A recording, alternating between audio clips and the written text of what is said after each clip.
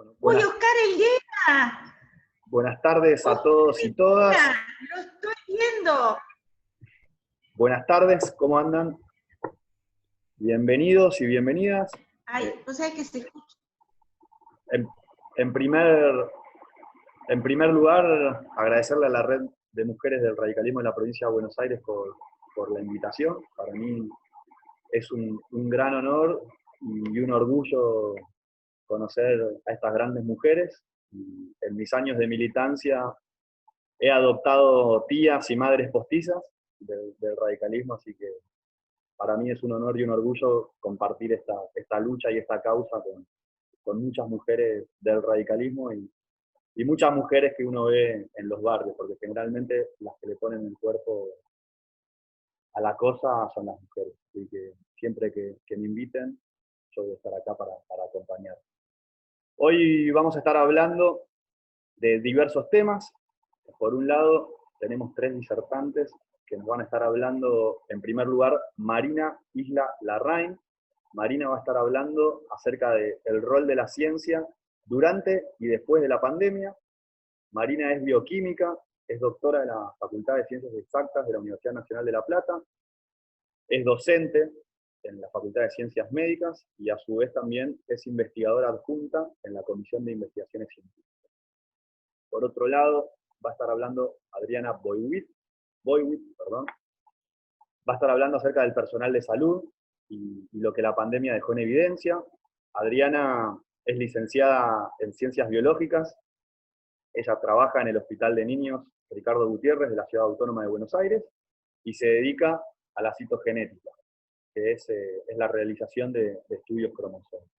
Y por último, un tema también muy interesante, va a estar hablando Mónica Patricia Blando acerca de los encuentros que hay detrás de las puertas en esta cuarentena y todo lo que tiene que ver vinculado a la salud mental y a las emociones, que es muy interesante también para escucharla a ella. Ella es psicóloga, es especialista en psicología clínica institucional comunitaria, es docente en la Facultad de Psicología de la Universidad Nacional de Rosario, y a su vez trabaja en un centro de salud, el Centro de Salud 7 de Abril, que depende de la Dirección de Salud de Rosario. Así que vamos a dar comienzo a esta linda jornada. Ahí se están terminando de sumar algunas personas. Muchísimas gracias por la invitación y siempre que nos llamen, acá vamos a estar. Marina, todo tuyo. Bueno, buenas tardes. Ante todo quiero agradecer a las Fundaciones Rojas y Caracachov y a la Red de Mujeres Radicales por permitirme exponer en este espacio. Bueno, yo voy a hacer un breve enfoque biológico, no se asusten, no es una clase de biología, pero quiero aclarar algunos conceptos. Bueno, voy a hablar del rol de la ciencia durante y después de la pandemia. Sabemos que la enfermedad COVID-19 está causada por un virus, que es el SARS-CoV-2. El virus no es un ser vivo, es una partícula, y esta partícula tiene una membrana y proteínas ancladas en ella, y en su interior lleva un ácido nucleico, que es el ácido ribonucleico, que tiene toda la información para generar estas partículas. Cuando la célula a la que va a infectar el virus, digamos, lo reconoce a través de un receptor, esta célula lo fagocita, o sea, digamos que lo internaliza y adentro de esta célula se desarma toda esta partícula viral y el ácido ribonucleico queda libre como para replicarse y empezar a generar proteínas para armar nuevas partículas virales. Estas nuevas partículas virales van a salir de la célula huésped para ir a infectar a otras células. ¿Qué hace el organismo ante esta situación? Como todo, frente a todo patógeno, frente a vacunas, o frente a tumores, o incluso algunas moléculas propias en las enfermedades autoinmunes, o algunas sustancias que causan alergia, alergenos, el sistema inmune va a reaccionar como lo hace con este virus, y primero se pone en juego, digamos, una respuesta inmune que es más inespecífica, que se llama inmunidad innata. Luego, una inmunidad un poco más específica, bastante más específica, que es la inmunidad adaptativa, que es la que es capaz de generar los mecanismos que van a tratar de erradicar, en este caso el virus, y que genera memoria y tolerancia también. Esta inmunidad innata se diferencia de la adaptativa, es mucho más inespecífica, como yo les decía, está constituida por barreras, como puede ser la piel, los epitelios, ciertas células que reconocen lo extraño, proteínas que están en la sangre o proteínas inflamatorias, ciertas citoquinas que también son otras proteínas, mientras que estas aparecen en las primeras horas, como vemos acá en este gráfico. En las primeras 12 horas pueden aparecer y luego ya se desencadena la respuesta inmune adaptativa, donde se ponen en juego ciertas células que son un tipo de glóbulos blancos, que son los linfocitos T y los linfocitos B. Estos linfocitos B son los que a priori dan origen a los anticuerpos. Los famosos anticuerpos que se determinan, bueno, estos son inmunoglobulinas o anticuerpos de dos tipos, IgM e IgG. Y las células T, que también van a tratar de dominar la infección. Esto se da en el transcurso de días. Y puede ser duradero, por ejemplo, los anticuerpos pueden durar. Nosotros en esta pandemia tuvimos la ventaja de que, bueno, llegó más tarde a nuestro país y nos permitió capitalizar toda la información de lo que estaba sucediendo en el resto del mundo. Entonces pudimos saber los síntomas, los periodos de incubación, cómo se contagiaba y cómo es el pronóstico, y una serie de datos, muchas cosas controversiales, y lo que vemos es que sí se sabe que para diagnosticarlo se usa una prueba, la mejor prueba para diagnóstico es la PCR. Esta PCR es la reacción en cadena de la polimerasa. ¿Qué es esto? Se detecta con un equipo sofisticado y lo que hace es detectar fragmentos del ácido nucleico que está dentro del virus, que tienen la información para algunas de las proteínas, o sea, para toda digamos, todo componente de esta partícula viral. Entonces, fragmentos de este ácido nucleico, de este ARN, se amplifican, y si, según la cantidad de virus que hay, es la cantidad de fragmentos que se producen. Entonces, tenemos así noción de si está infectado o no, y cuán infectado, o sea, cuánta carga viral tiene esa persona. O sea que la PCR es para determinar presencia de virus. Después están los métodos serológicos, que son más rápidos, la PCR tarda horas. Y en cuanto a tratamiento, lo que hemos visto que no hay nada concluyente hasta el momento. Se están ensayando vacunas, como ya sabemos que se va a ensayar acá en el país la vacuna de Pfizer, y después va a entrar en fase 3 acá, y después hay otras en Oxford que está también en fase 3. Bueno, digamos que no hay ningún tratamiento específico para esta enfermedad. Las determinaciones que se hacen en el laboratorio son el test diagnóstico, como dije, que es la PCR cuantitativa, esta reacción en cadena de la polimerasa, que detecta el ARN del virus, o sea, con esto decimos que está presente el virus.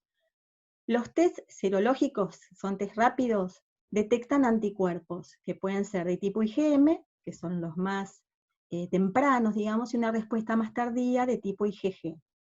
Y también se está viendo que hay una respuesta de células T, o sea, linfocitos T, que podrían ser los generadores de memoria, que podrían reconocer al virus y generar protección.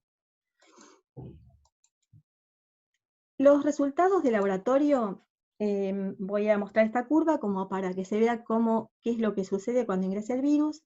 En un cierto periodo, digamos, esta curva azul nos está mostrando la evolución de la enfermedad de acuerdo a la presencia del virus. Hay un periodo ventana en el que todavía solo se detecta el virus, pero no se detectan ni IgM, o sea, esos anticuerpos o inmunoglobulinas tempranas, ni las IgG, que son las inmunoglobulinas tardías. Estos anticuerpos IgM, los tempranos, son los que están en verde. Los y estos aparecen al 7º día más o menos, y hacen un pico y bajan. Y desde el día 14 más o menos empieza a desarrollarse la respuesta a IgG, que es la más duradera. Sin embargo, todavía en este caso, en este virus, todavía no se sabe cuán protectora es, si son realmente duraderos y neutralizantes estos anticuerpos. Cuando nos enfrentamos con los resultados de los test, si, por ejemplo, la PCR nos da negativa y la inmunoglobulina M y la inmunoglobulina G nos dan negativas también, esto es desde ya un resultado negativo, el virus no está. O sea, acuérdense, PCR, presencia de virus, así que si está negativa es porque no está. Si la PCR me marca que, o sea, da un resultado positivo, es que el virus está, pero en este segundo caso, donde las inmunoglobulinas, la temprana y la tardía, son negativas, es porque es un periodo ventana, esta parte que veíamos acá adelante, antes de la curva verde, donde todavía no hay una respuesta inmune humoral, o sea, respuesta inmune de anticuerpos, se llama respuesta inmune humoral. En el caso de que o sea, que la PCR sea positiva, y la IgM también, o sea, la respuesta de anticuerpos temprana está, quiere decir que es la fase temprana, todavía no desarrolló, IgG es la fase temprana de la enfermedad. Si los test dan positivos, no hay duda que es la fase activa, o sea, hay presencia de virus y hay anticuerpos. Tempranos y tardíos es la fase activa de la enfermedad. Cuando evoluciona, va bajando la IgM, o sea, se negativiza, y siguen ya la protección que ejercen los anticuerpos IgG. En el caso de que solamente la IgM, los anticuerpos tempranos den positivo, pero la PCR da negativo, este resultado habría que repetir porque es probable que esta PCR no haya dado como debiera, así que esto es como que no es concluyente, hay que repetir las test. En el caso de que solamente nos da positiva los anticuerpos tardíos, es porque la enfermedad ya pasó, ya se curó y el enfermo tiene los anticuerpos IgG que están protegiendo, digamos, supuestamente, y que no hay virus y no hay respuesta temprana de IgM. Y en el caso de que IgM y IgG sean positivas, pero no se detecta el virus, y es que el hisopado tenía suficiente material, estamos hablando de que está evolucionando, está en curso esta enfermedad resolviéndose, digamos. Bueno, en cuanto a tratamientos y vacunas, hay muchísimas publicaciones, aparte de publicaciones, se han ensayado muchísimos fármacos, tanto antivirales como antiinflamatorios, antiparasitarios, en casos severos de cuando la enfermedad que empezó por las vías aéreas superiores llega a los pulmones, a los alvéolos pulmonares, suelen dar corticoides, también se ha ensayado con el dióxido de cloro, o sea, hay publicaciones sobre el dióxido de cloro, muy controversiales, y después también acá en el país se ha utilizado, se utiliza en casos severos el plasma de convalecientes, así como en algún momento el doctor Meistegui para la fiebre hemorrágica argentina lo utilizó acá en Junín, que se desarrolló allí, digamos. También se está desarrollando acá en la Argentina un suero hiperinmune en equinos, y también se habla de la BCG, de la protección que da en los países que aplican BCG respecto a los que no, pero tampoco hay resultados concluyentes aún sobre esto.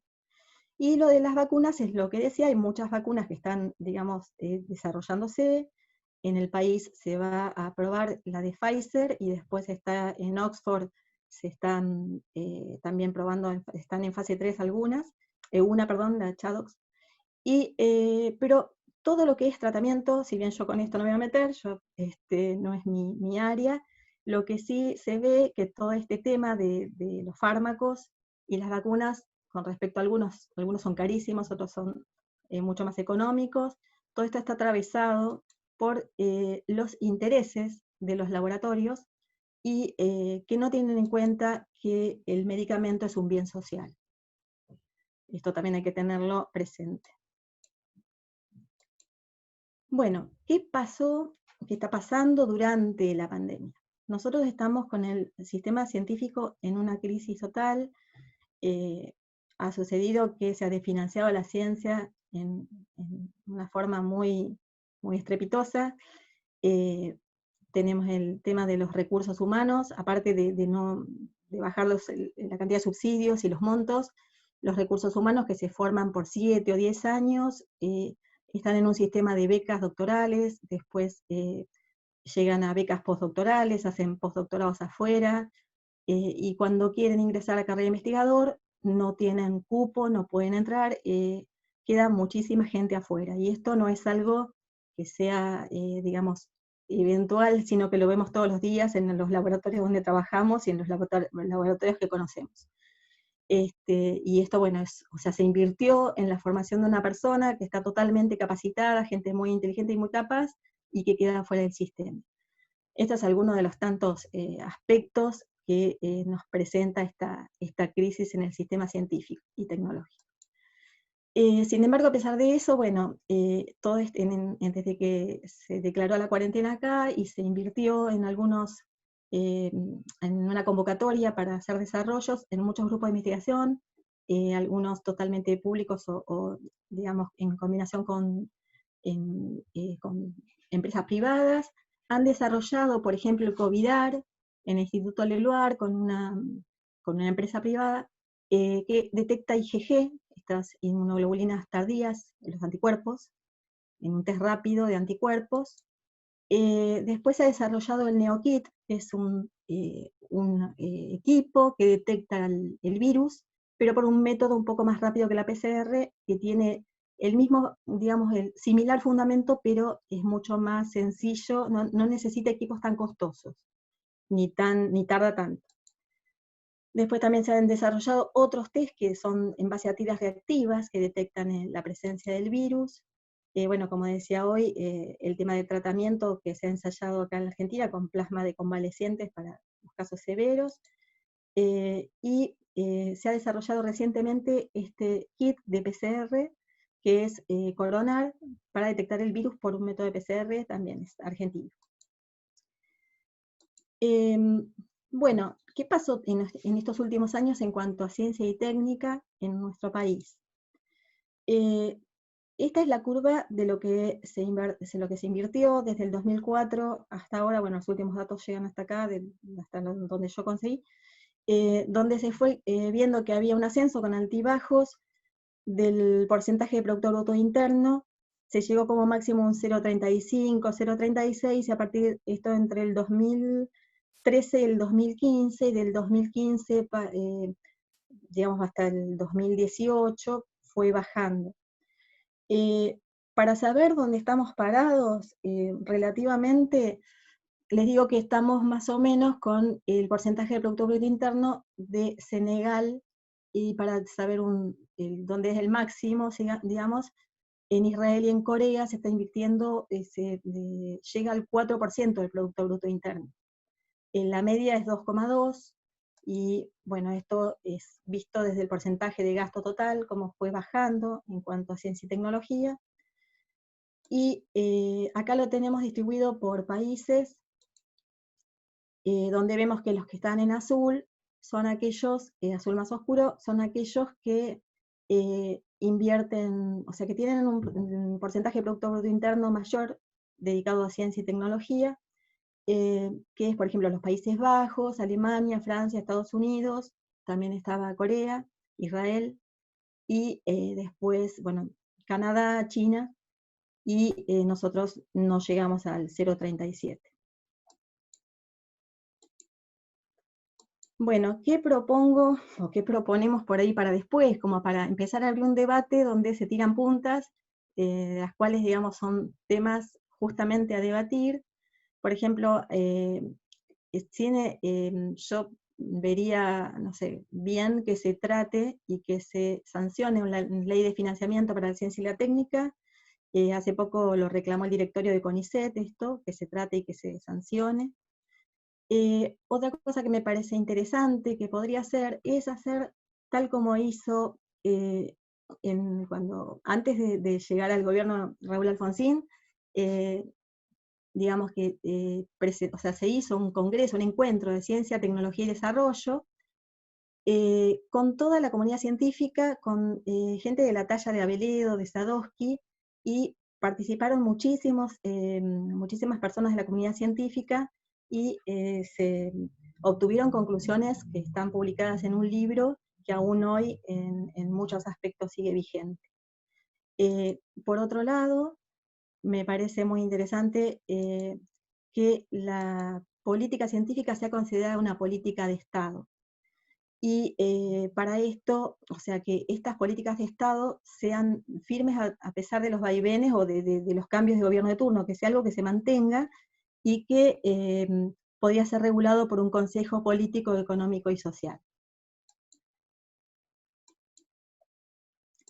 Bueno, acá voy a ceder la palabra a mis compañeras, pero antes quiero terminar con una frase de Bernardo Hussey, uno de los premios Nobel en ciencias de nuestro país, junto con Eluard y Milstein, donde hablaba de que los países ricos lo son porque dedican dinero al desarrollo científico y tecnológico, y los países pobres lo siguen siendo porque no lo hacen. La ciencia no es cara, cara es la ignorancia. Por ahí queda muchísimo, yo tiré unas puntas nada más, como dije, pero hay muchas cosas por resolver.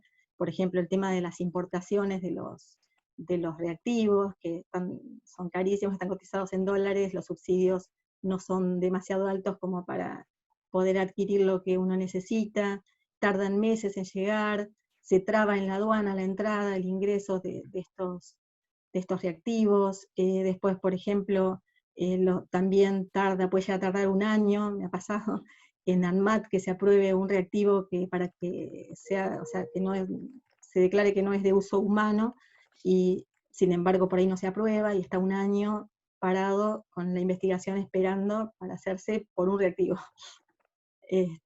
Bueno, esas son muchísimas de estas cosas, las comento, pero hay muchísimos más problemas de este tipo que habría que debatir y resolver, y que toda la comunidad científica tendría que opinar sobre esto, me parece. Bueno, muchas gracias por haberme escuchado, y ahora les voy a pasar a mis compañeras la palabra. Espero haber sido clara y bueno, no quería abundar en detalles. Excelente. Por lo menos para mí que soy abogado, estuvo muy claro. Hacía rato que no tenía una charla tan pedagógica en lo que respecta. Me alegro entonces, cumplí mi cometido. Le damos la palabra a Adriana. Cualquier pregunta que haya para Marina, si la quieren ir dejando en el chat, yo después les habilito al final de todo el audio para que se la hagan ustedes. Le cedemos la palabra a Adriana.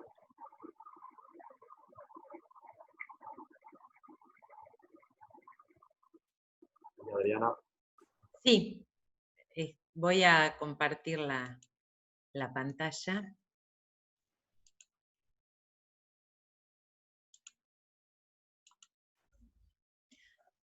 Bueno. Un momentito que la voy a poner. Bueno, ante todo me voy presentando. Yo soy Adriana. Ay, no puedo, no se me queda quieto. Ahí está, la copita. Bueno, mi nombre es Adriana Boivoy, trabajo en el Hospital de Niños Ricardo Gutiérrez, que acá les puse una foto, y formamos parte en realidad de un instituto. Si bien yo soy personal municipal, asistencial, formamos parte de un instituto tripartito, que es el CEDI, es un Centro de Investigaciones Endocrinológicas, doctor César Bergadá, que tiene una pata de CONICET, una pata municipal, que es el Hospital de Niños Ricardo Gutiérrez, y la Fundación de Endocrinología Infantil. Esto nos permite trabajar muy, muy bien en equipo, realmente, y eso es realmente muy bueno. Estoy muy, muy contenta de pertenecer a este lugar. Formo parte, además de la red de laboratorios del gobierno de la ciudad, dentro de la Comisión de Genética y Biología Molecular, que junta a todas las personas que se dedican a eso dentro del gobierno de la ciudad, de los hospitales de Cava. Y también, bueno, soy miembro de la Comisión de Salud, integro la Comisión de Salud de UCR Capital. Bueno, mi charla es personal de salud, lo que la pandemia puso en evidencia, por eso acá les pongo a la caja de Pandora, porque realmente se abrió y nos mostró muchas de las falencias que tenemos. Las principales, ¿cuáles son? ¿Cuáles han sido? Las condiciones laborales, ahí descubrimos en qué condiciones laborales estábamos trabajando, si había o no capacitación adecuada, si los equipos de trabajo estaban bien conformados, si eran equipos sólidos o no, y también la protección con respecto al ambiente laboral, de acuerdo principalmente a las funciones que cada uno cumple. ¿Qué pasó? De pronto vimos dentro de todo el mundo, o sea, en la mayoría de los países un 10%, y acá en la Argentina para junio teníamos un 14% de los casos, correspondían a personal sanitario que se había infectado. Entonces, digamos, todo esto llevó a plantearse qué es lo que estaba pasando y qué se podía hacer. Entonces, digamos que esto tiene un pasado, un presente y un futuro. El pasado lo vamos a ver después, a pesar de que sería lo primero, que son las causas que nos llevaron a esto. El presente serían las medidas paliativas que no se pudieron hacer en todos los aspectos. Y la corrección definitiva es lo que yo quiero, porque esta charla, yo sé que el tema de la enfermedad COVID a todos nos tiene muy preocupados, pero esta charla no intenta ser respecto a casos, números, estadísticas, sino un llamado a la reflexión, porque en general quienes estamos en el chat tenemos un bicho político interno, y realmente esto nos tiene que llevar a intentar hacer correcciones en el sistema para que esto no vuelva a ocurrir, porque esto ha sido una pandemia, pero siempre va a haber algo. Bueno, esta alarma hizo que se pensara en coordinar tanto las acciones como los actores, tanto instituciones privadas y Estado, y entonces en base a eso se sancionó una ley. Esto es lo que yo llamaría medidas paliativas, es decir, el presente. ¿Qué hacemos en el presente para lo que no supimos ver en el pasado? Se sancionó la ley 27.548, que era un programa, creaba un programa de protección al personal de salud. Esto voy a ser muy breve porque, o sea, no tiene particular importancia. Lo importante es que digamos, buscaba proteger tanto al personal de salud que cumpliera cualquier función, es decir, de limpieza, al director del hospital o del instituto, de los lugares públicos y privados, y también a los trabajadores y a los voluntarios que prestaran servicios durante este tiempo de emergencia sanitaria.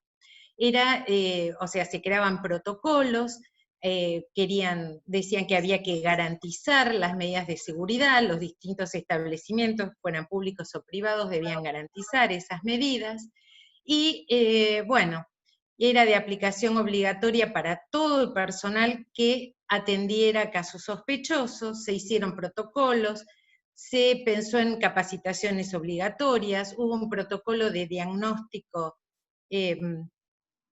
Perdón, no, me salen cosas en la pantalla que no la puedo, como el chat y los participantes, y no me permite ver la pantalla. Bueno, no importa. Total, sé de lo que estoy hablando, por lo menos tengo esa seguridad. Arriba a la derecha, sí, donde está el chat, podés con la flechita cerrarlo. No, es que tengo el chat cerrado, es la barra de abajo lo que no puedo cerrar. No importa, no se preocupen. Bueno, también hubo un protocolo de diagnóstico a partir de junio, que fue cuando se sancionó esta ley y que se está cumpliendo, por lo menos en mi hospital, que es un diagnóstico continuo y sistemático del personal de salud. Es decir, a nosotros una vez por semana nos hacen un testeo rápido. Ahora ya puedo hablar fácilmente de testeo rápido porque Marina aclaró de qué se trataba. Es decir, se miden las inmunoglobulinas. Y acá viene el punto sobre el que me quiero detener. Se estableció un registro único de personal de salud contagiado. ¿Cuál era la idea? La idea de este registro único era ver en qué trabajaba la persona, qué funciones cumplía, y cuáles eran sus lugares de trabajo, siempre pensando su lugar de trabajo y sus contactos estrechos. Resulta que acá saltó lo que para mí es lo más importante y sobre lo que quiero hacer más hincapié en la charla.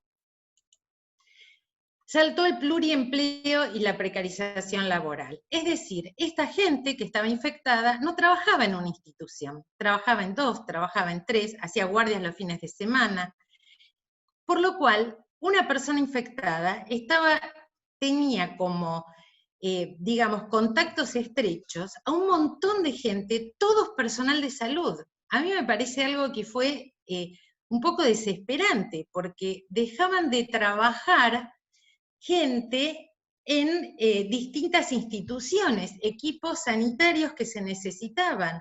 Si esta persona trabajaba en un hospital y en un sanatorio y hacía guardias, por ejemplo, en otro distrito los fines de semana, estamos dejando 3 grupos de por ahí 15 personas haciendo la cuarentena fuera del circuito de atención para la COVID. Entonces esto me parece bastante desesperante. Ahora, ¿por qué la gente raramente, el personal de salud, desarrolla su actividad en una única institución? Eso es lo que nos tenemos que preguntar. ¿Qué es lo que ocurre? Bueno, en general es por los bajos sueldos, entonces tienen que juntar varios trabajos. Sistemas de contratación como monotributistas, entonces, ¿qué les ocurre? Ocurre que tienen que tener varios trabajos porque siempre hay alguno que pueden perder, entonces no se pueden dar ese lujo. Si se quieren capacitar y no están en una residencia, no han podido entrar a la residencia o han decidido capacitarse en algo después de que ya han hecho su residencia y quieren hacer una concurrencia a un determinado centro, estas concurrencias son ad honorem. Entonces, ocupan mucho tiempo gratis preparándose, con lo cual necesitan otro trabajo, concurren a un establecimiento para capacitarse y a otro para realmente cobrar el sueldo. También hubo una cosa bastante perversa, sobre todo acá en Cava, no sé cómo ha sido en otras circunscripciones, que fue una disminución progresiva de horas productivas. Es decir, yo te ofrezco trabajar menos horas, yo te ofrezco días por estrés, yo te ofrezco más vacaciones y no te aumento tanto el sueldo. Entonces la gente tuvo que ir aceptando eso, porque eso en realidad lo fue peleando el gremio, los gremios, porque hay más de uno, los profesionales y también digamos, los de escalafón general. Y bueno, ¿y eso a qué lleva? A que tengas otro trabajo, porque si vos trabajas 4 horas o 5 horas, donde antes trabajabas 8, ahora vas a tener otro trabajo, porque tu salario no fue en aumento en relación a lo que fue el aumento de la vida. Después también, a veces hay poca movilidad en los puestos jerárquicos, eso ocurre tanto en el Estado como en lo privado. Es decir, de acá no me muevo, hay gente que realmente, pudiendo quedar incluso a veces como consultor, bueno, no, elige quedarse como director de un lugar, y eso produce un tapón, esto ocurre en muchos lugares, en otros ámbitos también, y entonces los profesionales de alrededor de 50 años van a buscar otras clínicas, otros lugares, otros hospitales donde quizás puedan llegar a una jefatura. Y después también hay falta de concursos y falta de creación de nuevos cargos.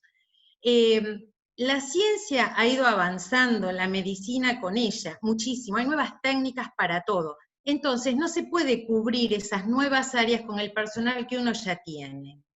Y sin embargo no se crean nuevos cargos. Entonces se les da horitas por guardia, se les da distintas dádivas como para que se ocupe, y en general como la gente quiere aprender todas las nuevas técnicas, bueno, realmente toma esos cargos, pero en realidad está mal, eso no es trabajo bien remunerado. Entonces, bueno, en conclusión, todo este pluriempleo producido por la precarización laboral aumenta la posibilidad de contagio, se aísla mucho personal, como ya les había dicho antes. Otro problema es la capacitación laboral.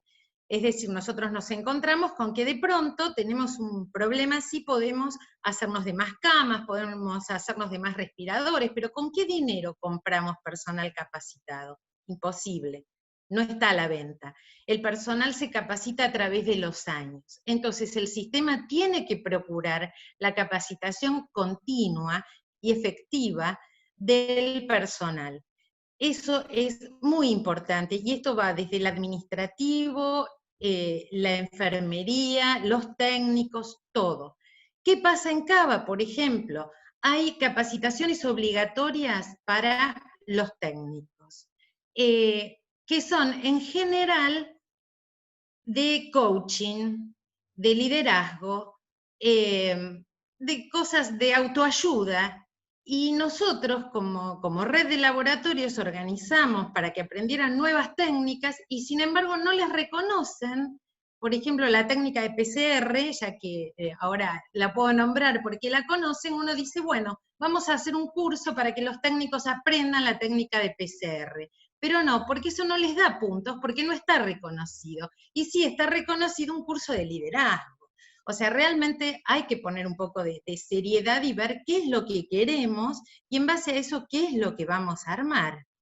Bueno, y además, este tema de la falta de jerarquización ha hecho que se perdieran los maestros que había siempre en cualquier hospital o en cualquier instituto importante. Esa persona que hacía años que estaba ahí, que trabajaba muchas horas por día y que nos podía transmitir toda su sapiencia. Y una cosa que faltó y que se vio, porque incluso se hicieron presentaciones hacia eso, es que los equipos al principio no tenían, estaban un poco caóticos, es decir, no había una conducción sólida, porque hay que tener en cuenta que para formar un equipo y conducirlo, lo importante es la capacidad de liderazgo, el conocimiento que se tenga y cómo se puede tratar a la gente. No sirve ni la edad, ni los cursos hechos, o sea, hay muchas cosas que tienen que confluir para conformar a un conductor de equipo, que así el personal de salud pueda sentirse seguro y tomar las decisiones con seguridad y prontamente. Otro tema, no sé si estoy en tiempo, Federico. Bueno, falta poquito igualmente, es el tema de los elementos de protección personal y de la bioseguridad. Al principio faltaron, entonces hubo unos protocolos que todos discutían, no, pero sí se necesitan, no. La realidad es que los protocolos estaban de acuerdo a la escasez de los elementos. Entonces, por ejemplo, quien no estaba con un paciente sospechoso necesitaba pocos elementos de protección. Cuando se empezaron a hacer de mayor, digamos, se tuvo más acceso, se compraron más y todo, entonces ya cambió un poco el tema de quiénes tenían que usar qué equipo de seguridad. O sea que ahí vemos que en realidad tenía que ver con la disponibilidad del mismo y no con, en realidad, la utilidad. Además, fue fundamental capacitarlos en el uso y el descarte, porque eso también puede haber provocado algunos casos de contagio. Esto es en mi hospital. Acá vemos la administrativa, que al principio le dijeron que no tenía que usar nada, hoy en día usa barbijo quirúrgico, está atrás de vidrio, por supuesto. Las personas de laboratorio que trabajan no en este momento con muestras directamente, también con barbijo quirúrgico y con distanciamiento social. Quienes trabajan con muestras, además de todo esto estoy hablando, son muestras comunes, nada que ver con el COVID, es en el hospital muestras comunes del laboratorio de endocrinología. Usan además antiparras. Y quienes realizan de nuestro laboratorio los testeos del personal, sí, como en realidad todo personal que se va a testear es sospechoso de algo, no sospechoso, pero diríamos que es potencial COVID positivo, entonces usan el equipo completo.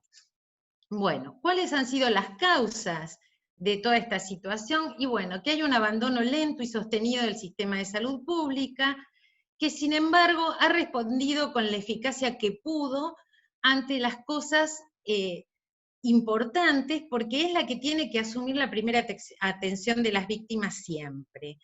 Pero esto incluyó de financiamiento para la compra de equipos, de insumos, y también no hubo áreas, al no haber cargos, no hubo áreas que deberían existir en cada lugar de bioseguridad. Es decir, en todo establecimiento sanitario tiene que haber un área de bioseguridad que vea, que implemente protocolos y que vea el cumplimiento de los mismos, de acuerdo a las tareas de cada uno. Esto es el presupuesto en Cava, como fue cayendo en el 2007 del 23, y los últimos años se mantiene entre el 15 y el 16%. Bueno, y ahora, ya termino, es lo último, ¿quién podrá ayudarnos? Bueno, nosotros tenemos que poder lograr reconstruir nuestra salud pública. Nosotros, digo, los ciudadanos, con la solidez que se merece, tenemos que lograr mayor y mejor inversión en salud, tenemos que tener una provisión de equipos e insumos necesarios, porque nos quejamos de lo que tarda una PCR, pero cuando pedíamos PCR, nos peloteaban y estábamos años y años pidiendo los equipos, que parecía que eran una cosa que se nos había ocurrido porque sí. Y después tiene que haber, si no hay fondos suficientes, bueno, un intercambio, una interacción en el uso de los equipamientos. Es decir, ponerse de acuerdo, dejar los celos de lado, dejar la desconfianza de que nos lo van a romper, nos lo van a estropear, nos lo van a ensuciar, y realmente que haya, que los equipos sean de uso de varias instituciones, si es que no se puede conseguir para todas. Que haya una provisión adecuada de los elementos de protección personal, el área de seguridad, de bioseguridad, por ejemplo, algo que están reclamando en mi hospital ahora, pero que nuestro servicio lo tiene, es el lavado de la ropa. Nuestro servicio, gracias a una partida del CONICET específica para eso, y que nos alcanza a todos los que trabajamos, aún a los que somos municipales, nuestros guardapolvos se llevan a lavar a un lavadero especializado, y se traen cada 15 días. Eso es algo que se tiene que implementar para siempre ahora. Pero bueno, sin embargo, somos una rara avis a la cual todos envidian.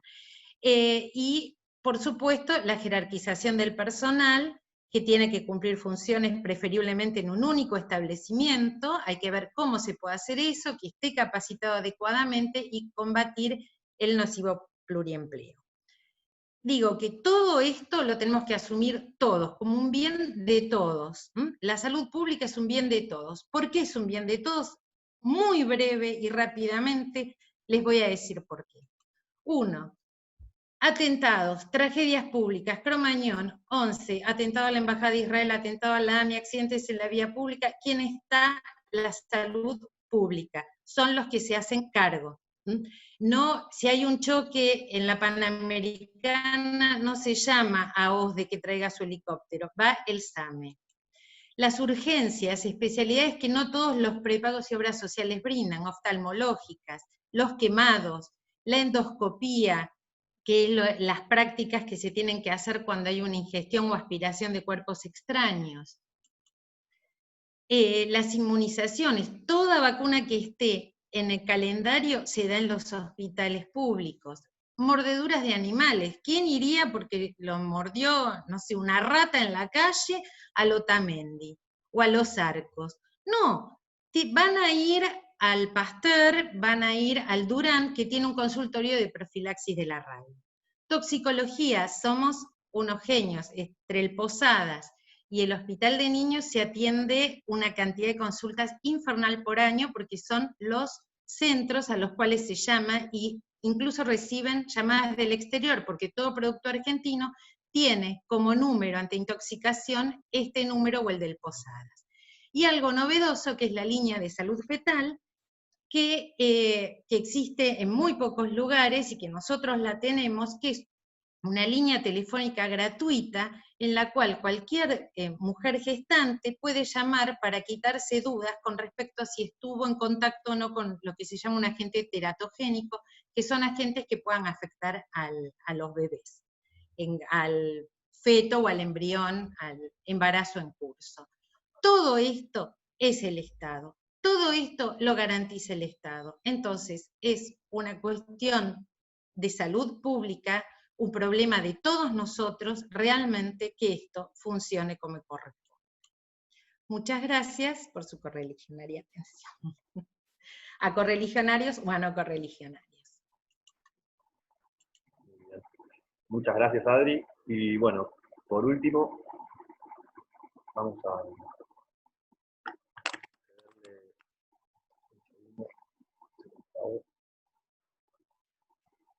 si podés, dar el micro. A Mónica hablando. Hola. Hola. Mónica. ¿Sí? ¿Me están escuchando? Sí, no te vemos. Ay, ya pusiste para... Dale. ¿Listo? Ok, gracias. Bueno, en primer lugar quiero agradecer la invitación a ser parte de esta charla y quiero agradecer a la Red de Mujeres de la provincia de Buenos Aires, a la Fundación Ricardo Rojas, y quiero agradecer muy específicamente a Marina y a Adriana, porque no es fácil trabajar juntas por primera vez y a distancia, y lo hemos hecho muy bien y hemos formado un buen equipo. Así que muchas gracias Adriana, muchas gracias Marina, lo hemos hecho con mucho respeto y espero que se transmita ese respeto que hemos tenido en estos pocos días y hemos podido construir mucho. ¿Qué me toca a mí? A mí me toca la parte de la psicología, la salud mental. Con lo cual vamos a ver...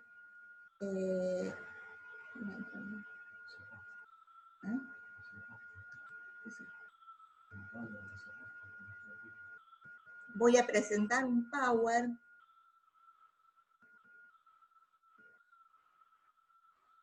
Aquí estamos. Bueno, me presento, como les dijo Federico, soy especialista en psicología clínica institucional comunitaria, así sin comas y sin ningún tipo de conexión, porque entendemos que lo clínico, lo institucional y comunitario se realimenta y se relaciona permanentemente, enriqueciéndose. Docente de la Facultad de Psicología de la UNR y psicóloga en el Centro de Salud 7 de Abril de la Dirección de Salud de la UNR también. También, ya desde lo partidario, integro la Comisión de Género y Derechos Humanos del Comité Departamental de la Unión Cívica Radical. Bueno, a ver.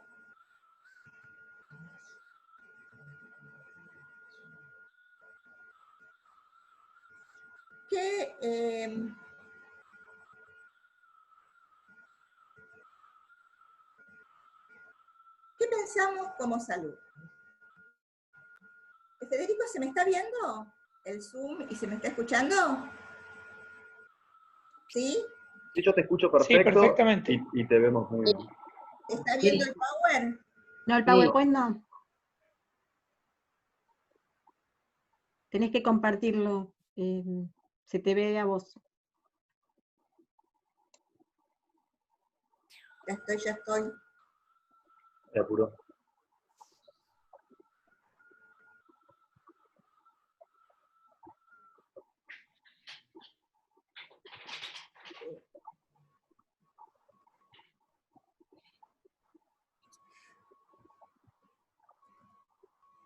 Bueno. El planteo que pienso o que pensé hacer arranca desde la concepción de salud, y lo voy a hacer muy rápidamente y por eso tengo un Power para que ustedes lo puedan ver más gráficamente, que arranca desde el siglo XVIII, cuando desde la Europa occidental, y con una esfera y desde un ámbito y desde una mirada moral, hablar de la salud era disciplinar los cuerpos. No tenía que haber enfermedad, tenía que haber ausencia de enfermedad, con lo cual estaba todo muy centrado en lo biológico y no se consideraban lo que en el año 1974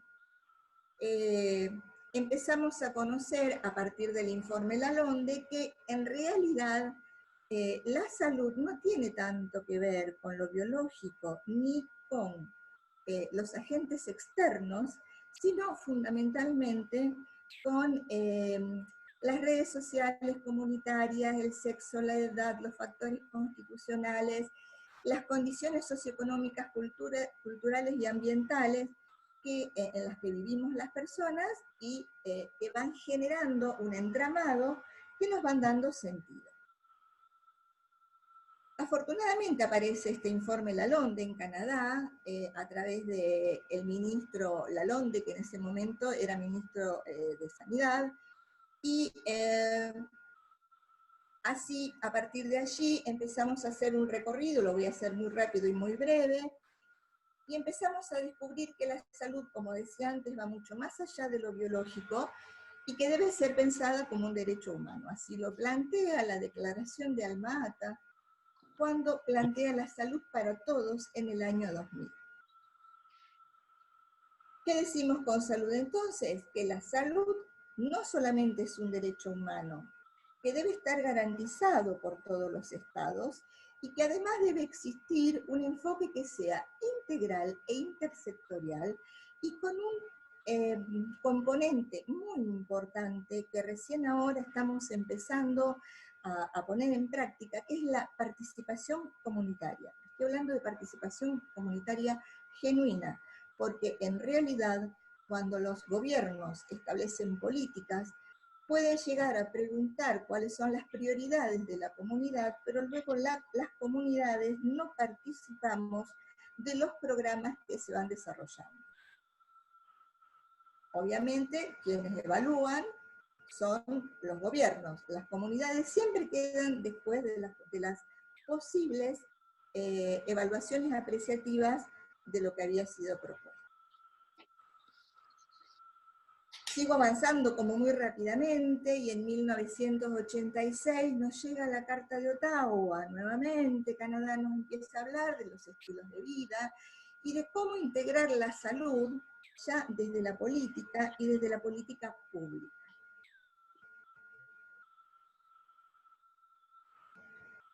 Empezamos a pensar entonces que la política pública en salud va encontrando permanentemente zonas que son indeterminadas por su propia complejidad y por la propia incertidumbre que producen.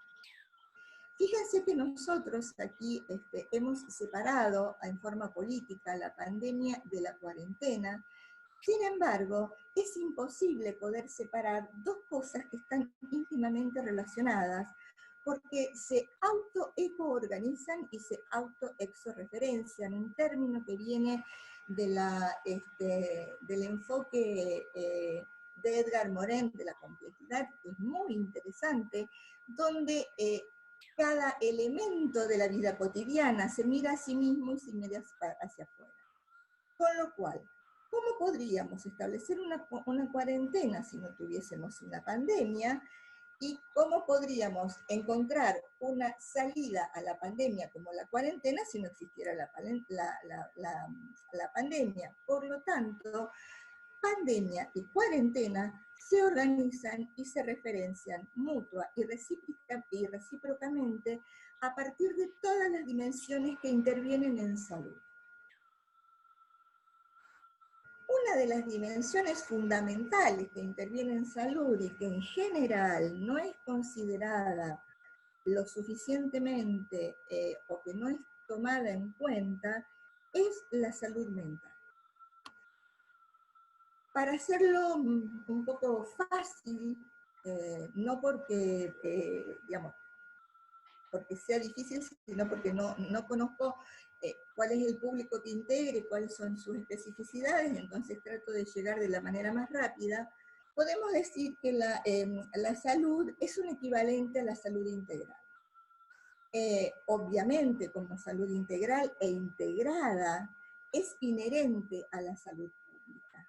Y si es inherente a la salud pública, no puede ser pensada desde otro lugar que no sea como derecho humano. Y si estamos hablando como derecho humano, y si estamos recordando, y si recordamos lo que nos planteaba Lalonde en el año 1974, y luego Ottawa, empezamos a hablar realmente de las condiciones de vida, y estamos en el 2020 y todavía, fíjense que en situaciones donde aparecen pandemias, ponemos la prioridad en lo biológico, en el medicamento, en la vacuna, en el agente, y en un aislamiento o en una cuarentena, sin tener en cuenta cuáles son las consecuencias que pueden tener en la salud mental de las personas. Con lo cual, si nosotros estamos hablando de una salud mental que se relaciona con las condiciones de vida, tenemos que pensar que esas condiciones de vida son las que nos van a dar las posibilidades de desarrollo afectivo, emocional, intelectual, laboral y fundamentalmente la integración al medio social y cultural al que pertenecemos. Ahora, si referimos a nuestra Constitución Nacional, encontramos que en el artículo 41, la Constitución nos plantea que todos los habitantes gozamos del derecho a un ambiente sano, equilibrado, apto para el desarrollo humano y para que las actividades productivas satisfagan las necesidades presentes sin comprometer las generaciones futuras y ni presentes ni futuras, con el valor de poder preservar esa calidad de vida. Estamos hablando de derecho. Pareciera que el derecho está bastante recortado porque seguimos insistiendo en la vacuna, en el medicamento, y voy a ser insistente en esto porque la verdad que me parece que es algo que tenemos que poder empezar a reflexionar y a tomar conciencia. Hemos cerrado las puertas a personas que no sabíamos en qué condiciones estaban de estar en cuarentena, no porque sea la mejor o la peor respuesta, pero quizás el encuadre que había que dar debía ser más amplio y debía incorporar otras disciplinas. Si seguimos con nuestra Constitución querida nacional, tan sabia, nos encontramos que el artículo 42 nos plantea que los consumidores y usuarios de bienes y servicios tienen derechos. Ese derecho, en la relación del consumo, incluye la protección de su salud. Nuevamente acá tendríamos que estar preguntándonos de qué salud estamos hablando, si solamente vamos a restringir la biológica, o realmente vamos a empezar a pensarla como salud integral e integrada, que dé una respuesta mucho más amplia y que incluya lo económico, lo político, lo social, lo cultural, ¿sí? Volvemos a decir, que genere condiciones de vida donde la gente pueda sentirse satisfecha. Y si no se siente satisfecha, poder empezar a pensar cuáles serían los medios o los caminos necesarios como para que alcancen esa satisfacción que necesitan.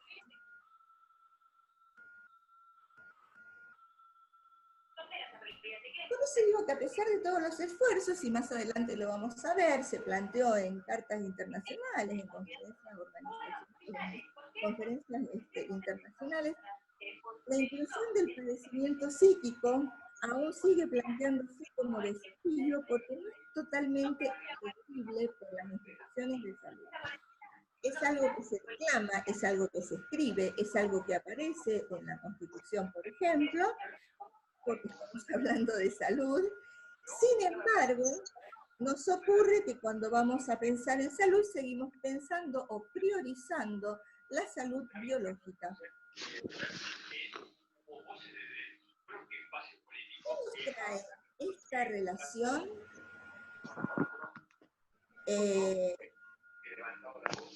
Pandemia, cuarentena, en este momento de la vida. En relación a la salud mental. Obviamente nos trae una gran crisis en la salud mental, y toda crisis tiene un componente muy importante. Cuando entramos en crisis, fundamentalmente crisis relacionada a la salud mental, vamos a buscar respuestas que ya son conocidas. Y no está mal buscar respuestas que ya son conocidas. El problema es que nos vamos a encontrar que la incertidumbre y la forma de irrupción de esta pandemia no va a tener o no va a encontrar un sustento en situaciones o en respuestas que han sido conocidas. Pueden ser puntos de partida, pero no puede ser nunca punto de llegada. Hay que ver cómo podemos ampliarlas. Con lo cual podemos decir que si no encontramos las salidas necesarias y estamos encontrándonos al interior de nuestros hogares, con nosotros mismos, que ya es un tema, con nuestras parejas, nuestros padres, nuestros hijos, nuestros hermanos, digamos, obviamente se van a empezar a realizar estragos en el bienestar emocional y mental, pero esos estragos van a depender de donde cada uno o cada grupo familiar o cada grupo social desarrolle su vida cotidiana. ¿Qué estamos escuchando en este momento los psicólogos que estamos trabajando en época de pandemia? Depresión, fobias, pánicos, rituales obsesivos para tratar de detener esto que se viene y no sabemos cómo, irritabilidad, insomnio. El estrés postraumático lo voy a poner como un después, porque siempre el estrés postraumático es una respuesta posterior al trauma que nos está generando toda esta situación. Obviamente nos va a generar miedos. Sabemos que miedo y fobias tienen una diferencia, después si ustedes quieren los aclaramos, pero ¿miedo a qué? Miedo a contagiar, miedo a morir. Entonces, empezamos nuevamente lo que decíamos, búsquedas de certezas de lo que nosotros ya conocemos y que ya no alcanzan como respuestas posibles. Esa búsqueda de certeza en una situación de altísima incertidumbre es lo que va a ir promoviendo, alimentando, generando la crisis y el estrago en lo emocional y en lo mental. No hablemos de los aumentos de violencia. Sabemos, por ejemplo, que en el caso de la violencia de género está rondando más o menos el 60% de aumento, más los aumentos de las violencias intrafamiliares, porque de pronto, de no encontrarnos casi nunca, porque cada uno tiene su vida cotidiana, nos encontramos 24 horas los 7 días de la semana. Y como fuimos creciendo, como fuimos deviniendo en el tiempo, a veces nos encontramos con personas con las que nos vemos todos los días, nos vemos, y no nos conocemos lo suficiente. Porque vinimos creciendo, vinimos cambiando, no somos los mismos.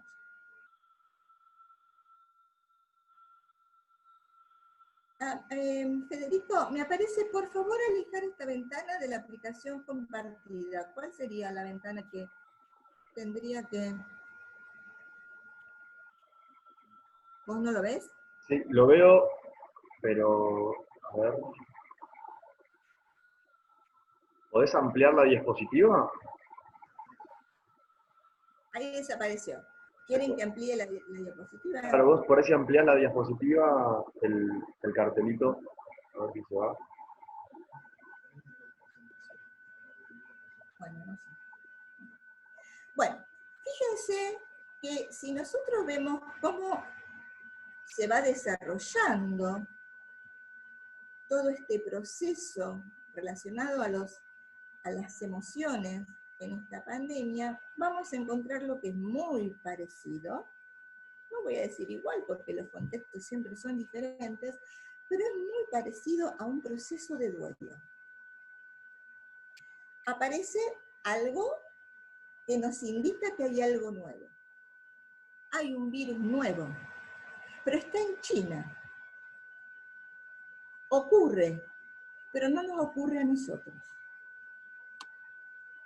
Posterior a esa llamada, digamos, de llamada de atención, hay un virus nuevo, sucede en China, lo negamos.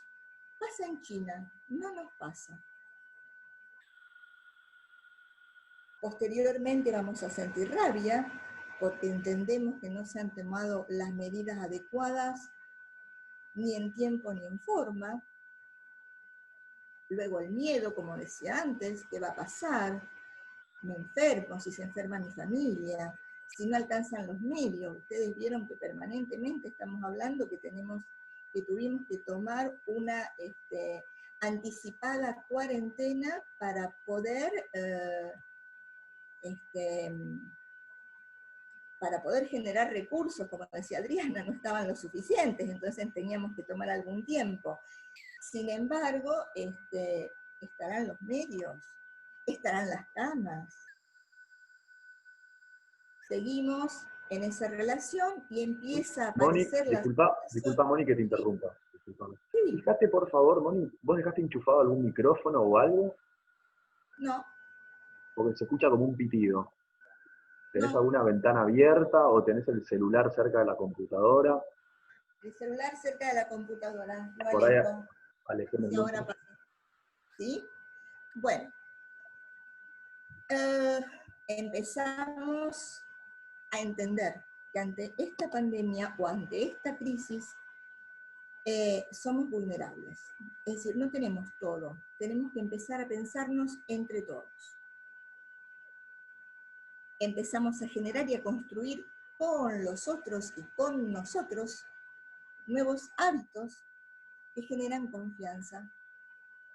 Me cuido, empiezo a ver, ya no quiero negar qué va a ocurrir, porque empiezo a sentir que hay cosas nuevas que puedo aprender. Aparece la cuestión solidaria, puedo ayudar a los otros.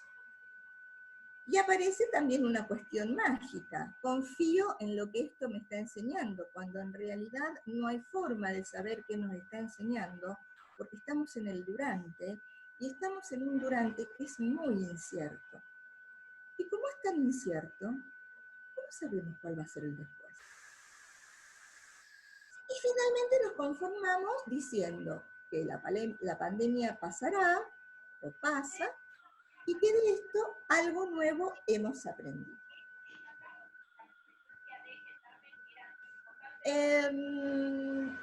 Hice la relación pandemia-cuarentena, me fui a salud mental, me fui a Constitución Nacional, donde, bueno, vamos evolucionando de aquella falta de de la ausencia de enfermedad y lo biológico puro al derecho humano y a la salud integral integrada.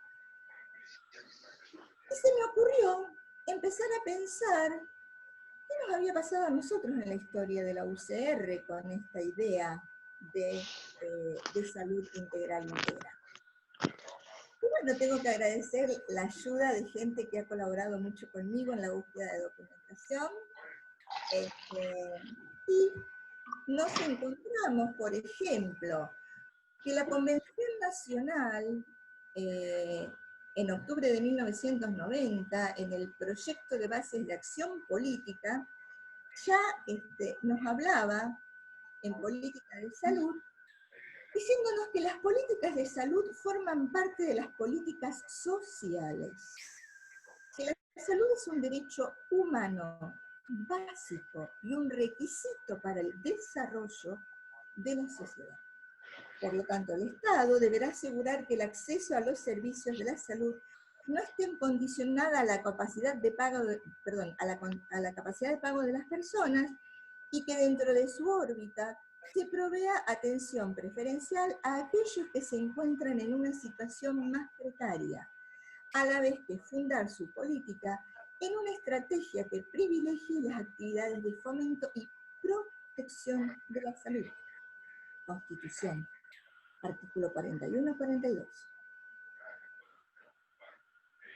Sin descuidar las asistenciales, es decir, las preventivas primarias, secundarias, terciarias, pero obviamente, por eso acá dice asistenciales, curativas o de rehabilitación, pero con una gran impronta en la promoción de salud.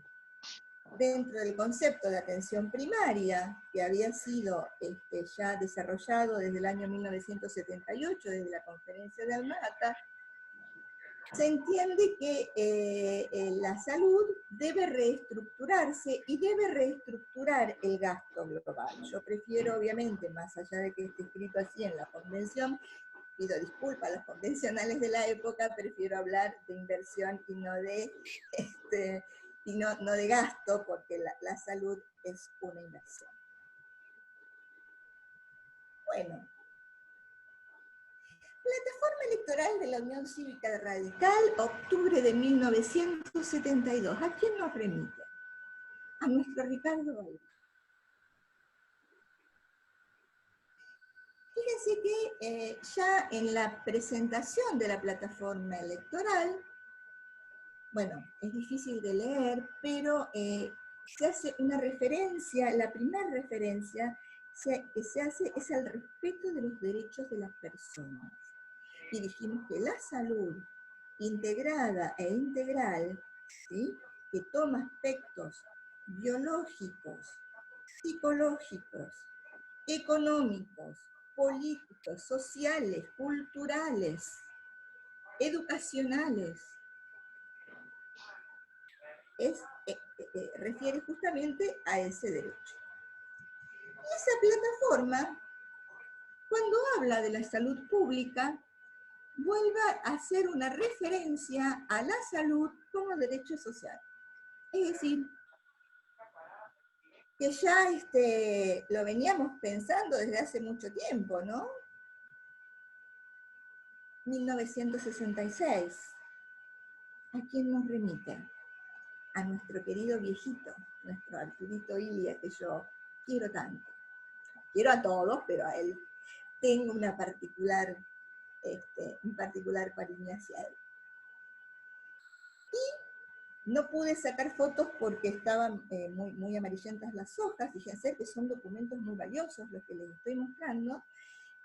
Habla justamente de cómo reforzar los equipos interdisciplinarios, de cómo hacer inversión para capacitación en salud y de la integración de todos los aspectos y las dimensiones de la salud.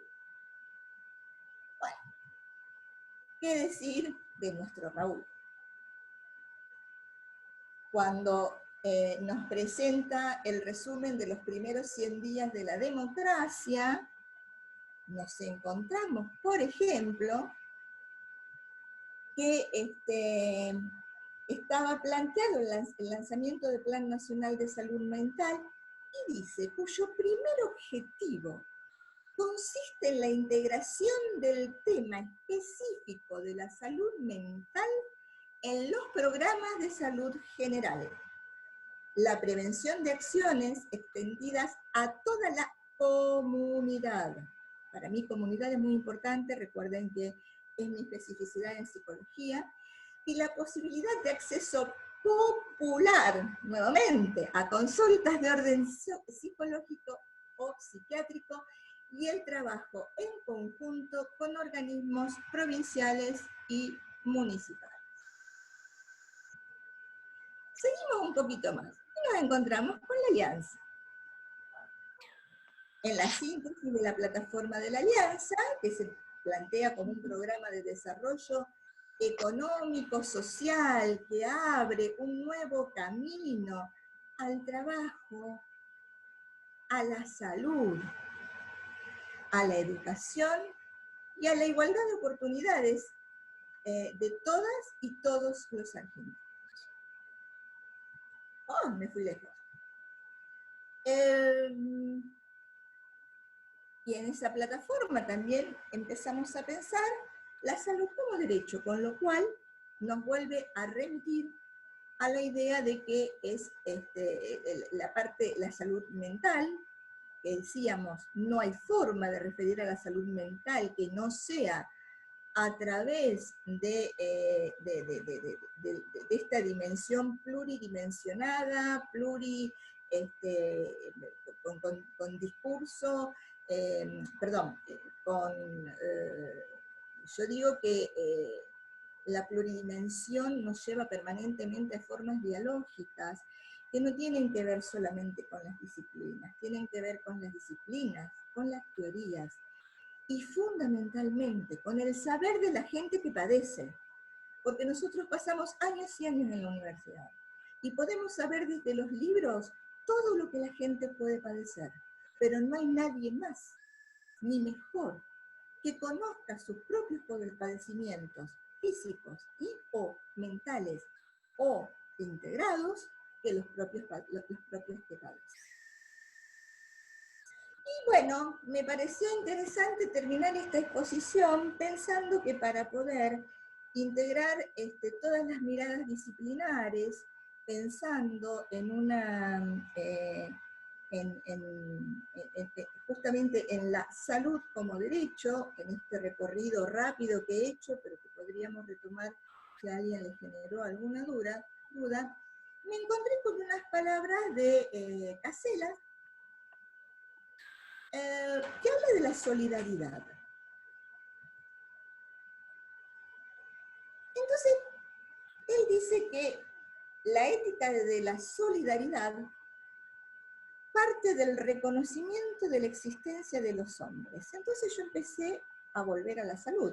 Entonces la salud tiene que ver con la ética de la solidaridad, porque parte del reconocimiento de la existencia de diferentes disciplinas y diferentes ámbitos que deben ser tenidos en cuenta en forma de conversación o en forma dialógica. Tenemos que encontrar diferentes lógicas que nos den respuestas superadoras al padecimiento mental de las personas dentro de la salud integrada e integral. Entonces él dice que la ética de la solidaridad parte del reconocimiento de la existencia de hombres, mujeres, niños y jóvenes que están menos favorecidos en la organización social y que a partir de ese disfavor requieren de la solidaridad para encontrar otra vez el equilibrio que es necesario para que ellos también alcancen el mínimo de felicidad al que tienen derecho. Fíjense que a lo largo de la exposición, salud siempre fue pensada como un derecho. Ahora, si ese derecho lo restringimos exclusivamente a una de sus dimensiones biológicas y pretendiendo atacar el síntoma o la causa como el agente que promueve la enfermedad física o biológica, estamos realmente estafando a la comunidad. Y lo digo así, con todo el peso que tiene la palabra estafa. Le estamos diciendo a la gente, le estamos diciendo a las poblaciones que tienen derecho al acceso a la salud. Pero tomamos medidas que pueden llevar a depresiones, a suicidios, a violencias, porque no tomamos medidas integradas. Quiero decir que no estoy diciendo que la cuarentena haya sido o no la mejor solución. Digo, solo se aisló el individuo biológico y no se integró la parte de salud mental de esas personas que se encontraban al interior de las puertas después de mucho tiempo,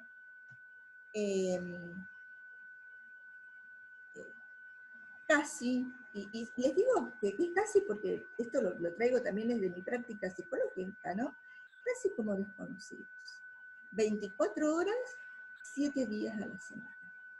Todo un padecimiento. Lo que muchos pueden decir, no, pero estás en familia, aprovecha a tus hijos, aprovecha a tus hermanos, es volver a mirarnos, es volver a conocernos, es volver a sentirnos, a descubrir los gustos, a descubrir qué necesitamos para vivir mejor.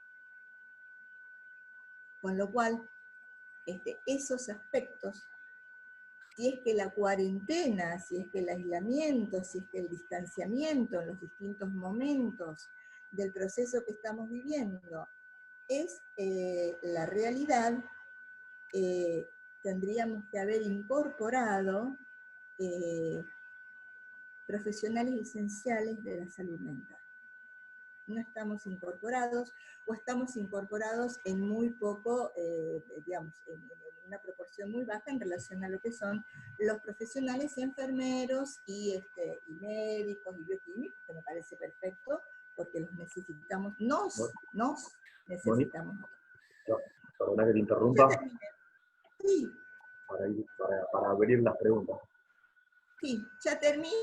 Les pongo un muchas gracias por compartir este espacio y una foto que es muy querida para mí porque es un encuentro de mujeres, pero esta vez de la provincia de Santa Fe, hace 2 años del Foro de Mujeres. Así que, bueno, muchas gracias a ustedes. Muchas gracias, Moni. Ahí, un gusto escucharte. Ahí, perdón que te silencié, quería probar si era lo que fallaba era tu audio, que efectivamente era así. Antes de abrir el diálogo, que me pidió ahí una persona, Marta, yo simplemente tomo la reflexión, por ahí lo último de Mónica. Creo que la pandemia, esta crisis, más allá de evidenciar los problemas estructurales que acarrea la Argentina y la ausencia del Estado, ¿no? Un Estado que dice estar presente, pero que está ausente en todo sentido, y sobre todo cuando hablamos de políticas públicas invisibles, ¿no? Que tienen que ver con la salud, con la discapacidad, con la niñez, con la violencia de género. Bueno, el Estado hoy está ausente.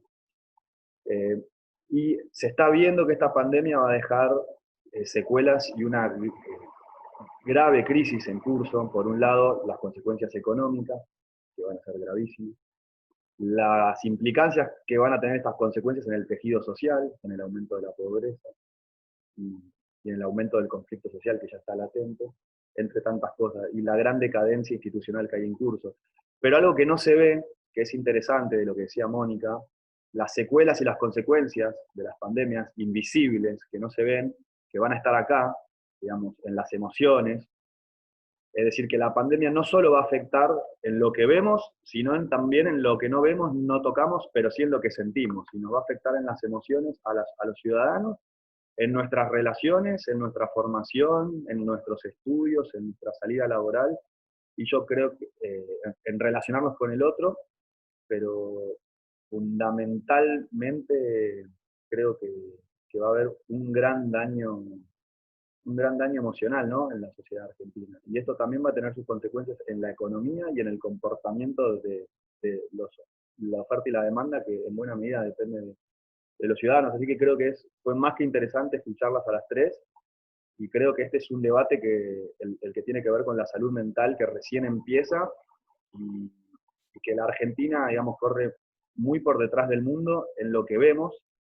Entonces, espero que cuando hablemos de emociones, cuando hablemos de salud mental, podamos estar a la altura, ¿no?, de los desafíos que se van a venir. Le voy a ceder la palabra a Marta Parisano. Marta, te estoy dando audio para que puedas hacer una pregunta.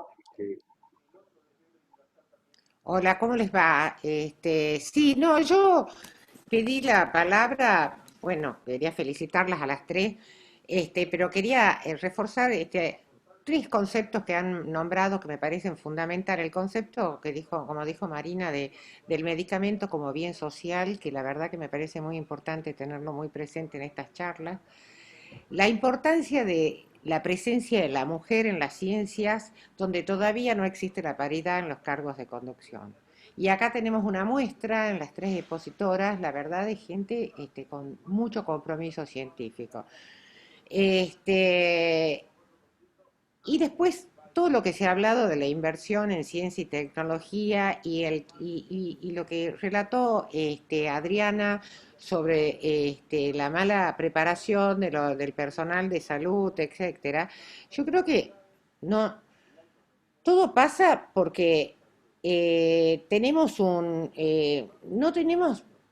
no logramos encontrar los acuerdos suficientes, de tener los diálogos, los acuerdos y encontrar los consensos de qué país es el que tenemos y hacia dónde queremos orientar el dinero para invertir en salud, en educación, con qué programa. Tenemos una salud fraccionada en todo el país, con mucha inequidad, y a eso es a que el derecho a la salud no solamente más allá de lo que dijo Mónica, que me pareció sumamente importante, está plasmado en la Constitución Nacional del 94, que creo que fue una de las, esa Constitución que está, ha plasmado un montón de derechos, que fue otro de los logros por ahí de Raúl Alfonsín al sentarse a negociar con Menem. La reforma constitucional se pudo incluir un montón de derechos y entre ellos el derecho a la salud, el derecho de los niños. Bueno, esto es lo que yo quería plantear, ¿no? La importancia que está plasmado en la Constitución Nacional y que todavía no hemos podido encontrar el camino del acceso equitativo a la salud y a otros derechos porque no hemos podido encontrar el acuerdo. Estamos reclamando algunos sectores del partido el podernos sentar a dialogar, a acordar y hablando de la pandemia, hemos reclamado la conformación de un Consejo Económico y Social. Bueno, todo esto es lo que está muy pendiente. Y lo último que quiero agregar es que no solamente la salud mental ha estado muy invisibilizada, sino la niñez y la adolescencia. Alguien por ahí habla de los niños y los adolescentes bastante desde la dirigencia, pero como política pública se ha invisibilizado totalmente. No hay protocolos claros de qué pasa con los chicos cuyos padres, que en general son de sectores vulnerables, los tienen que aislar. Yo soy pediatra, para conseguir los protocolos de la ciudad de Buenos Aires me ha llevado 3 semanas y ahora estoy tratando de conseguir el protocolo a ver cómo se están cuidando los chicos en provincia de Buenos Aires y todavía no he tenido acá, yo sé que hay mucha gente de provincia y les voy a pedir que alguno me averigüe cuál es la situación protocolizada de cuidado de los chicos cuyos padres son aislados. Bueno, nada más, me pareció brillante toda la exposición y creo que tenemos que plantearnos seriamente. Hemos tenido un programa de salud integrador que fue el del comienzo de la democracia, el de Aldo Neri, que después, durante la gestión de la presidencia de Menem, se desarmaron todos esos acuerdos y no se pudo llegar adelante. Bueno, tenemos esto pendiente, que esta pandemia está mostrando las dificultades. Y por último, de los profesionales, cuando Mónica nombra a los enfermeros, quiero decir que en la ciudad de Buenos Aires, los licenciados en enfermería son discriminados, no pertenecen a la carrera profesional, que es una lucha que también yo me he enganchado porque me parece terrorífico, y que en esta epidemia son los primeros que están en la línea de disputa y son los que la mayor cantidad de contagiados por el COVID y no pertenecen a la carrera profesional. Nada más, muy agradecida a la exposición de todos y me pareció riquísima. Gracias por Federico. Pero por favor, Marta. A Mónica Mastandrea, creo que quería hacer una pregunta, Moni. Ahí te paso el audio. ¿No? Moni. ¿Ahí está? Ahí está. Bien, perfecto. Mi pregunta es para Mónica, porque me ha pasado algunos episodios. Yo estoy encerrada desde el 16 de marzo hasta ahora. He ido afuera 4 veces en los 4 meses, y cada vez que he salido he vuelto muy nerviosa, ¿no? Y lo que me cuestiono, me pregunto todo el tiempo es, ¿cómo va a ser salir cuando nos dejen salir? ¿Cómo va a ser nuestro comportamiento? Porque yo, te digo, la última vez que fui a un mayorista a comprar algo, vine, me higienicé, me bañé, me tiré toda la ropa, o sea, medio fóbico lo mío, pero no sé cómo enfrentarme después, ¿no? Yo creo que a la mayoría que estamos encerrados hace mucho tiempo, estamos pensando en qué va a pasar el día que tengamos que salir a la calle todos los días. Moni, Hay que activar el micrófono, fíjate. Me parece una excelente pregunta, justamente de... Estamos. Bueno, obviamente, Mónica, ¿cómo no voy a comprender? Es una de las cosas que más nos están consultando. Yo trabajo en un centro de salud público. También estoy en lo privado. Hay una paciente que tiene dificultades hasta de salir a llevar la bolsa de residuos al contenedor que está del otro lado de la vereda. Considero, bueno, voy a pedir, porque me gusta que lo vayamos conversando. Gustavo también es psicólogo, así que vamos pensándonos entre todos. Considero que todavía no están dados los tiempos para el desarrollo de fobias y, como les decía yo, un estrés postraumático. Eso lleva un tiempo. Pero sí me parece que es muy interesante entender que este miedo intenso que tenemos nos puede generar en pocos meses, o cuando uno dice que la salida estamos por salir, nos puede generar justamente ese tipo de reacciones de las que vos hablas. Por eso es tan importante acompañar el durante. Porque si no acompañamos el durante de la misma forma que fuimos acompañando la parte biológica, que buscamos la vacuna, y que no es que estoy en contra, quiero decir, me parece que es interesante, pero si no acompañamos el durante, cuando nosotros empecemos a salir, ya vamos a estar en una atención de prevención secundaria, porque el problema ya va a estar instalado, no pudimos hacer algo que nos pudiera ayudar a hacerlo antes. Por eso me parece que es urgente que podamos empezar a pensar políticas que nos integren a todos. Fíjense que yo, siguiendo un poco a veces algunas conversaciones, ¿no? Hablamos, ¿qué priorizamos? ¿La salud o la economía? Pero si salud y economía forman parte del sentido de salud, perdón, del concepto de salud, en el sentido más amplio y como el derecho más fundamental. ¿Cómo nos vamos a estar preguntando si economía o salud? Si educación o trabajo. Si forman todas partes de ese ente. Entonces, tenemos que poder empezar a pensar, empezar a dialogar. Por eso me pareció tan interesante la ética de la solidaridad en esas palabras que había puesto al final, ¿no? De Caselas. Pero bueno, es urgente, porque nos vamos a quedar con la vacuna, nos vamos a quedar con cuál es la cuestión, como decía Adriana, genética. Yo soy a veces un poco difícil para hablar de las cuestiones biológicas, no porque no me gusten, sino porque mi vida profesional pasa más por otro lado, aunque trabajo también con lo biológico, obviamente. Pero me gustaba mucho esto que decía Fede. Hay una pandemia que está invisibilizada. Y esa pandemia se nos viene. Entonces tenemos que empezar a hacer propuestas reales de abrir los equipos. En el centro de salud donde yo trabajo hacemos guardias. Bueno, ahora ustedes saben que Rosario está muy complicado.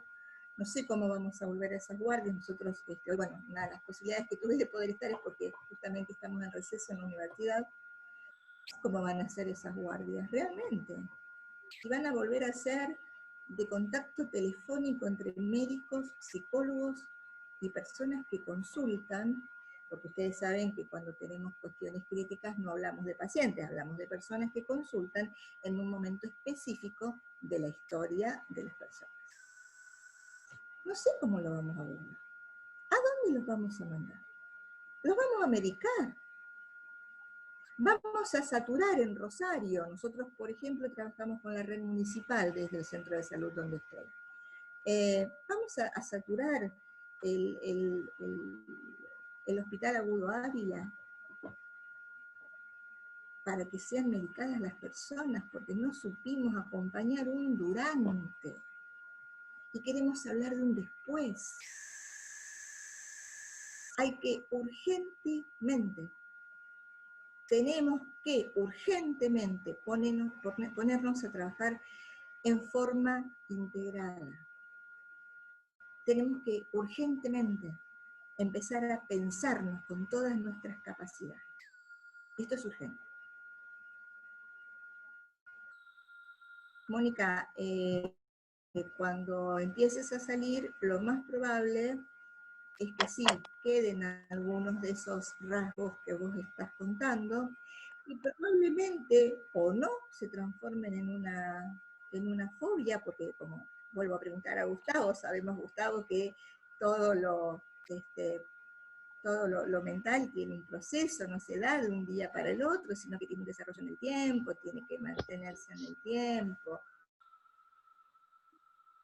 Es muy probable, y es muy probable que si no le encontrás una salida con tus redes sociales y tus redes de afectos, tengas que hacer algún tipo de consulta. ¿Cómo salimos? Una buena pregunta. Creo que hay que empezar a salir ahora, ampliar los equipos. Sí. Gracias, Mónica. No, por favor. Ahora le vamos a dar la palabra a Adriana. Adriana quería, antes del cierre, dar un mensaje, así que Adriana, adelante. A mí me tocan los agradecimientos, ¿no? Agradecer a todos los que hoy participaron de este evento, agradecer a estas maravillosas correligionarias que hoy nos han transmitido estos conocimientos y estos mensajes. Gracias a Marina, que forma parte de la red de mujeres radicales de la provincia, pero también muchísimas gracias a las otras dos correligionarias que han aceptado esta invitación, Adriana, que es de Cava, y Mónica, que es de Santa Fe. A vos, Fede, por acompañarnos también, tomar este concepto de que las mujeres no hacemos cosas para mujeres, sino que trabajamos en conjunto, y tu juventud hace que esto lo asimiles con mayor facilidad, así que bueno, te agradezco. Venimos teniendo el acompañamiento de los correligionarios y eso está bueno. A las fundaciones que siempre nos permiten, la Fundación Roja, la Fundación Caracachó, que siempre nos permiten estos dispositivos, y también quiero agradecer a otras correligionarias de la red de mujeres radicales nacional de distintas provincias que nos vienen acompañando. Y bueno, vamos a seguir hablando. Es como que hemos monopolizado a las mujeres un poco los Zoom de los jueves, y tenemos otras propuestas, o sea que el jueves las vamos a volver a convocar. Seguramente estemos hablando de derechos, y fue muy bueno esto, Moni, de refrescarnos un poco nuestra trayectoria, ¿no? Como siempre nuestro partido ha priorizado esto de otorgar derechos, de garantizar derechos, y a veces nos lo olvidamos sobre todo de pregonarlo, de recordarlo, y permitimos que otros se apoderen de nuestras banderas. Así que yo les agradezco a todos por sumarse, y los insto a trabajar, y como dije la otra vez, a salir a la calle, que estos derechos que nosotros acá los expresamos, seamos capaces de transmitirlos en nuestras comunidades. Es ahí donde debemos estar como militantes, como partido. Así que bueno, muchas gracias y los esperamos en los próximos encuentros. Les voy a habilitar a Adri, a Mari y a Moni, antes de que se despidan ustedes. Yo a disposición, donde haya una mujer, tiene que haber un joven o una joven radical y el radicalismo acompañando. Y creo que de cara al futuro, un gran desafío que tiene nuestro partido es de que nuestras mujeres y las mujeres radicales tengamos dirigentes y que esas dirigentes puedan representar a la sociedad. Y yo trabajo para eso, ¿no? Para un partido colectivo donde la renovación sea integral. No solo la renovación es en cuanto a un número de documentos. La renovación de un partido es en torno a una identidad generacional. y nosotros podemos mirar para atrás y sentirnos orgullosos. A mí no me gusta mirar mucho para atrás, pero digo, miremos para adelante, hay capital humano, hay compromiso, hay prepotencia de trabajo y hay materia gris para hacer de nuestro partido el partido que ustedes pudieron vivir y muchos jóvenes no conocimos, pero fundamentalmente, más allá de la interna y todas estas cuestiones, para representar a la sociedad y hacerse cargo de los problemas graves que afectan a nuestro país. Un beso enorme, muchísimas gracias a todos y a todas, muchísimas gracias por la invitación, ha sido un lujo y un placer escucharlas a ustedes tres. Gracias, Federico, y gracias a todos. Muchas gracias. Buenas noches, si quieren habilito el audio para que se puedan despedir todos. Gracias. Ahí les estoy habilitando. A todos los que quieran decir alguna palabra. Buenas noches. Buenas noches, muchas gracias por la participación de los caballeros. Gracias a todas las oradoras. Bueno, yo desde Red de Mujeres Radicales Jujuy saludo muchísimo. Vamos a ver ahora cómo avanzamos y cómo seguimos. Hoy tenemos 1000 casos. 1000 casos en la provincia de Jujuy y más de 50 muertos. Así que bueno, se ha disparado de ser una provincia ejemplar, de que no teníamos ni un solo caso, ahora pasamos a estar en grave estado, digamos. Bueno, ¿qué decirles? Agradecer a todos los correligionarios y las correligionarias por estos Zoom que son muy, ¿cómo se dice? Una caricia al alma para poder estar comunicados, para poder estar cerca y para poder, ¿cómo se dice? Confraternizar en estos tiempos de pandemia. Muchas gracias. Un abrazo enorme a la distancia. Gracias a vos, Nilsa. Buenas noches a todos. Gracias. Gracias a todos. Gracias. Un saludo a todos y todas desde Jujuy. Y felicitaciones a las tres expositoras. Realmente ha sido muy interesante todo lo que dijeron. Bueno, recién empecé la palabra una jujeña que explicó la situación de Jujuy. De golpe nos encontramos con esta situación de muertos y contagiados.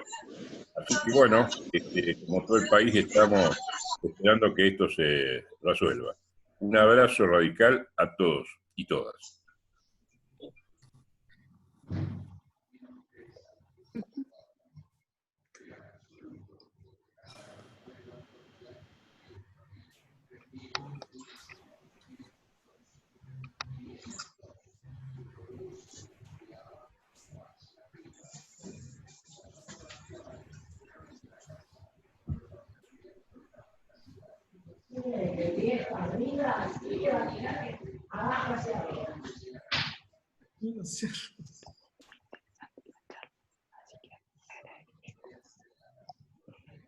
Bueno, va a haber una salida individual, me parece. Bueno, me despido. Nos vemos. Hasta luego, buenas Adelante. Noches. Siempre para adelante. Voy a cerrar la reunión ahora. Siempre para adelante y con fuerza. Así es, siempre. Un abrazo a todos y a todas. Chau, chau. Un abrazo.